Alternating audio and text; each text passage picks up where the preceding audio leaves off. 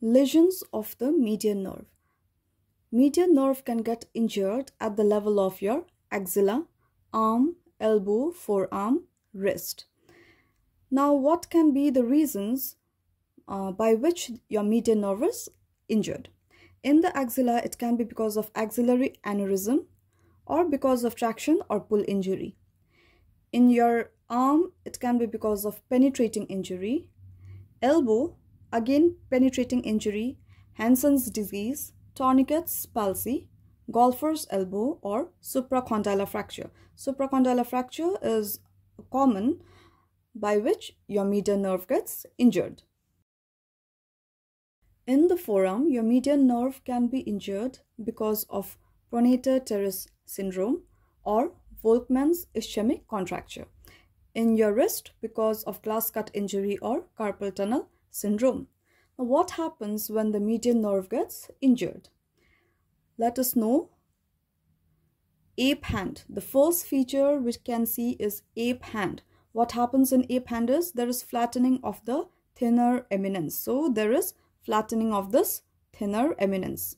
This you can see there is a bulge, but when your median nerve is injured, this will be flattened. Lack of opposition of the thumb. So this movement will not be there. So yeah, your thumb will not be able to do this opposition movement. So your thumb is held beside the index finger. Because now this lack of opposition is there because of overactivity of adductor pollicis longus and extensor pollicis longus. So this is because of adductor pollicis and extensor pollicis longus. Next, you will have partial claw hand. This is another feature of median nerve injury. Because of paralysis of first and second lumbricals, there will be unopposed action of extensor digitorum. So there is hyperextension of MCP joint of index and middle finger. So MCP joints of index and middle finger, there will be hyperextension. This hyperextension and flexion of IP joint. Why? Because of overactivity of your flexor digitorum superficialis and profundus. So there will be hyperextension of your MCP joint and flexion of IP joints. So this looks quite like this. This is your partial claw hand. Another feature is pointing index finger, which is also known as hand of benediction. So what happens in this feature is while making a fist, now when the person tries to make a fist, the index finger points forward. So it looks quite like this. So this is also known as pointing index finger or hand of benediction. Because profundus tendon of ring finger pulls the middle finger into partial flexion, but your index finger will remain extended. So when the person will try to make a fist, the thumb lies beside, index finger will not get flexed. As your ring finger and little finger is flexing, it pulls your middle finger into partial flexion, but your index finger is fully extended. So this is also known as hand of benediction. Next feature, what you can see is paralysis of flexor digitorum profundus, because of which the person will not be able to do tip to tip touch or tip to tip pinch. So this is lost.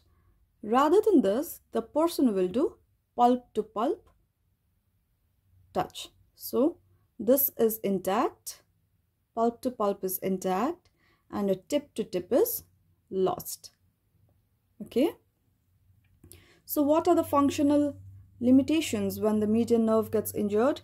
Difficulty in holding objects for obvious reasons, clumsy hand and trick movements.